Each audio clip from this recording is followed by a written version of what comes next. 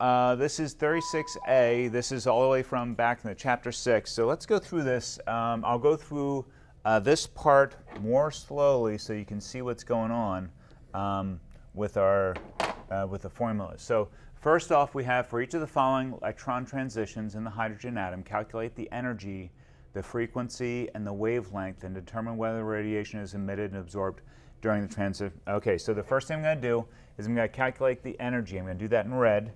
I'm going to calculate then the frequency, and then I'll do the wavelength then in blue, like that. So the first one is the energy. Now, what we're doing for energy is we have this equation here, energy equals, and then we have the Rydberg constant, and then we're going to multiply, it's negative, Rydberg constant, and then we're going to times, and then this is the part of the formula that you were asking about. This is, so here I have from N1, which is initial, to N equals 4 to N equals 1. So the first part is initial, the second N is final. So the electron starts at the 4 and ends on the 1. So first of all, this is going to be emitting, and it's emitting because it's moving from an upper level down to a lower level. Okay, so that's going to be an emission of energy. So the way this works is that I'm going to go from the N, the final, 1 over N squared minus 1 over N squared for the initial, like that. Okay, so that's how we figure this out. So the N initial is the 4, and the N final is the 1. So when I go through this, I got the negative 2.18 times 10 to the negative 18, and that's joules, I think. And then we multiply all of that by, and then I'm going to go through this part here pretty slowly. The final is this number, so that means 1 over 1 squared, which obviously equals 1, minus, and then minus, and I go 1 over 4 squared here, because the initial is 4. Okay, so that means that I got 1 over 1/16 because 4 squared is 16. And then when I subtract these two, it's like 1/16 minus, or 1 minus 1/16.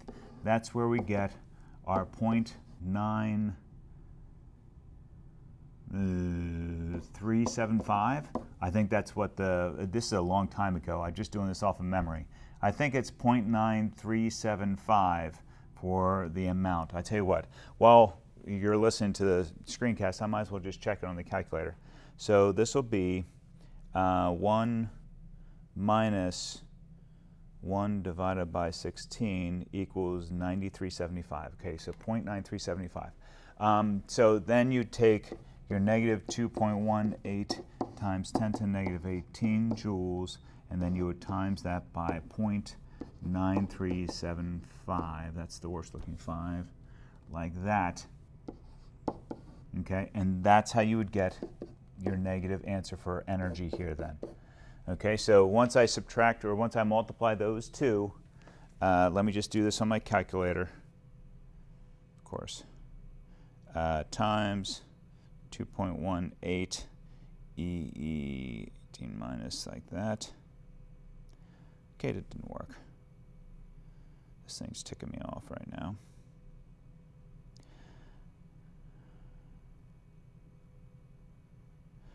Okay, what I get then is a negative 2.04 times 10 to the negative 18 joules, like that.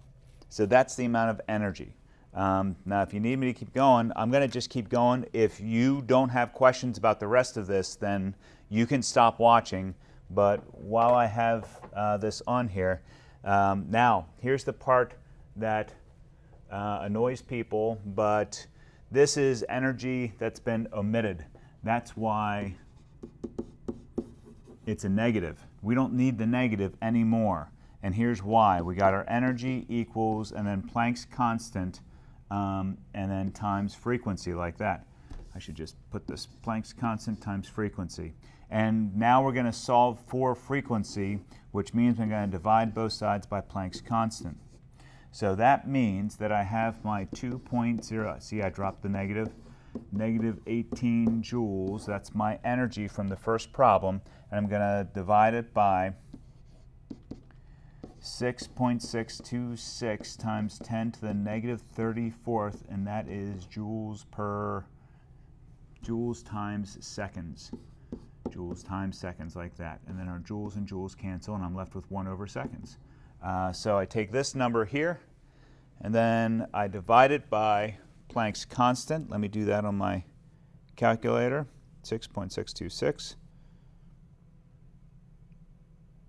And I get 3.08 times 10 to the 15th as my frequency. 3.08 times 10 to the 15th, 1 over seconds, and that's my frequency. And then from frequency, I need a little bit more room. So here I got my C equals wavelength times frequency, and I'm solving for wavelength, so I take C divided by frequency, which means 3.0 times 10 to the 8th meters per second, all over 3.08 times 10 to the 15, 1 over seconds. And then 1 over seconds and 1 over seconds cancels, like that. So that means, let me just do this last calculation, and we'll get the wavelength, and we'll check to see if it's a wavelength that is in between the visible light. So that's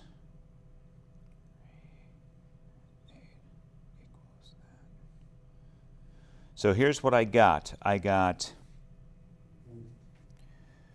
1, 2, 3, 4, 5, 6, 7 zeros. 1, 2, 3, 4, 5, 6, 7, 9, 7 meters, like that. And I can change that to 1, 2, 3, 4, 5, 6, 7, 8, 9, which is 97 nanometers. So 97 nanometers is not in between our 450 nanometers to 700 nanometers. It is not in between, so this is not visible. Okay, and that's how you do that problem. All right, let me know if you have any other questions. Thanks.